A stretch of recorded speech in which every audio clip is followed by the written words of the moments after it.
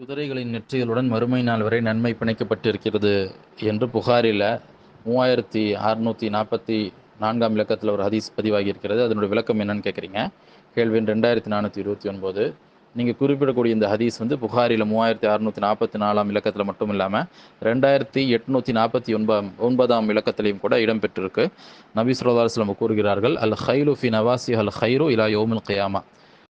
குதிரைகளின் நெற்றிகளுடன் மறுமை நாள் வரை நன்மை பிணைக்கப்பட்டிருக்கிறது என்பது இதனுடைய அர்த்தம். நீங்கள் வந்து மொழியாக்கத்தை கூட நீங்கள் என்ன செஞ்சுருக்கீங்கன்னா பதிவு செஞ்சுருக்கிறீங்க. இதனுடைய விளக்கம் என்னன்னு கேட்டிங்கன்னா, நபி ஸல்லல்லாஹு அலைஹி வஸல்லம் அவருடைய காலத்தில் போர்க்களம் நடத்தும் பொழுது இன்றைக்கு இருந்த நவீன வாகனங்கள்லாம் கிடையாது. மாறாக என்ன செய்வாங்க, குதிரையில் போவாங்க, ஒட்டகத்தில் போவாங்க, கோவேறு போவாங்க. இதுதான் வாகனங்கள். அப்போ அந்த மாதிரியான சமயங்களில் போர்க்களத்தில் உபயோகப்படுத்தப்படக்கூடிய அந்த குதிரைகளை குறித்து தான் இந்த ஹதீஸ் சொல்லுது. இதனுடைய மேலதிக விளக்கம் வந்து புகாரில் 2852 இலக்கத்தில் உள்ள ஹதீஸ் இருக்கு. நபி ஸல்லல்லாஹு அலைஹி வஸல்லம் சொல்கிறாங்க, அல் ஹைலு மஅகூதுன் ஃபி நவாசி அல் ஹைரு இலா யௌமில் கியாமா அல் அஜ்ரு வல் மகனம். அதான் அதே ஆரம்பம், அதே மாதிரியான அர்த்தம் தான். குதிரைகளினுடைய நெற்றிகளில் மறுமை நாள் வரைக்கும் நன்மை பிணைக்கப்பட்டிருக்கு. அந்த நன்மை என்ன அப்படின்னா, அந்த குதிரையில் ஏறி அநியாயத்துக்கு எதிராக அறப்போரிடுறோம் இல்லையா, அதற்காக கிடைக்கக்கூடிய கூலி, அதை மறுமையில் அல்லாஹ் வழங்குவான் இல்லையா. அநியாயத்துக்கு எதிராக இறைவனுடைய பாதையில் அறப்போர் புரிவதற்கான கூலிங்கிறது முதல் கூலி. ரெண்டாவது என்ன நன்மை அப்படின்னாக்கா, அதாவது போரில் கிடைக்கக்கூடிய போர் செல்வங்கள்.